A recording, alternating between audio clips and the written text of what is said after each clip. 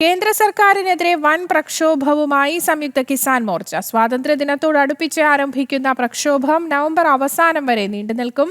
കർഷക സമരത്തിന്റെ മറവിൽ സ്വാതന്ത്ര്യദിനാഘോഷം അലങ്കോലപ്പെടുത്താൻ നീക്കമുണ്ടോ എന്നത് സംബന്ധിച്ച് രഹസ്യാന്വേഷണ വിഭാഗം വിവരശേഖരണം തുടങ്ങി. നവംബർ 26 മുതൽ രാജ്യവ്യാപകമായി കർഷക സമരത്തിന് സംയുക്ത കിസാൻ മോർച്ച ആഹ്വാനം ചെയ്തു. ഡൽഹി ഉൾപ്പെടെ 100 കേന്ദ്രങ്ങളിൽ ബഹുദിന പ്രതിഷേധം സംഘടിപ്പിക്കും.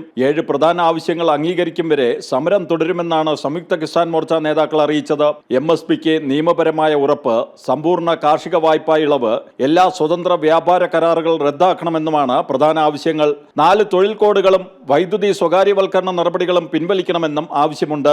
ഓഗസ്റ്റ് 10 രാജ്യവ്യാപക പ്രതിഷേധ ദിനം ആചരിക്കും. ഓഗസ്റ്റ് 17 പ്രധാനമന്ത്രിക്കും മുഖ്യമന്ത്രിമാർക്കും ജനപ്രതിനിധികൾക്കും കത്ത് നൽകും. സംസ്ഥാനതല കൺവെൻഷനുകൾ, പദയാത്രകൾ, ട്രാക്ടർ മാർച്ചുകൾ, മഹാപഞ്ചായത്തുകൾ എന്നിവയും പ്രതിഷേധത്തിന്റെ ഭാഗമായി സംഘടിപ്പിക്കും. ഒക്ടോബർ 3 ലഖിംപൂർ ഖേരി രക്തസാക്ഷി ദിനത്തിൽ രാജ്യവ്യാപക മഹാപഞ്ചായത്ത് നടക്കും. 2021 കർഷക സമര വാഗ്ദാനങ്ങൾ കേന്ദ്രം പാലിച്ചില്ലെന്നാരോപിച്ചാണ് പുതിയ സമരപ്രഖ്യാപനം. അതുകൊണ്ട് തന്നെ ഖാലിസ്ഥാൻ ഭീകര സംഘടനകൾ കർഷക സമരത്തിന്റെ മറവിൽ മുതലെടുപ്പ് നടത്തുമോ എന്ന ആശങ്ക ഉയർന്നിട്ടുണ്ട്. ഈ സാഹചര്യത്തിലാണ് രഹസ്യാന്വേഷണ വിഭാഗം വിവരശേഖരണം നടത്തുന്നത്. പഞ്ചാബ്, ഹരിയാന, ഉത്തർപ്രദേശ്, രാജസ്ഥാൻ എന്നീ സംസ്ഥാനങ്ങളിലെ പോലീസ് ഇന്റലിജൻസ് വിങ്ങും കർഷക സംഘടനകളുടെ നീക്കങ്ങൾ സംബന്ധിച്ച് നിരീക്ഷണം ആരംഭിച്ചിട്ടുണ്ട്. ജനം, ഡൽഹി.